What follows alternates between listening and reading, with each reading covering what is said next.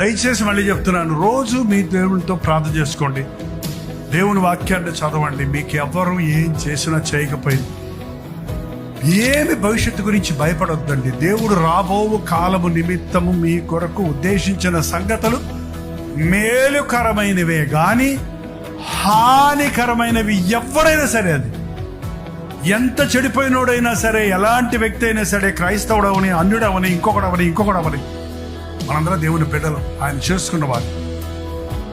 నువ్వు ఎరగక ముందే నిన్ను ప్రేమించిన ప్రభువు నీకు కొరకు కలిగి ఉన్న తలంపులు గొప్పవే. అందుకని ప్రతి దాన్ని భవిష్యత్తు గురించి భయపడొద్దు. భవిష్యత్తు కొరకు మనుషుల మీద ఆధారపడొద్దు.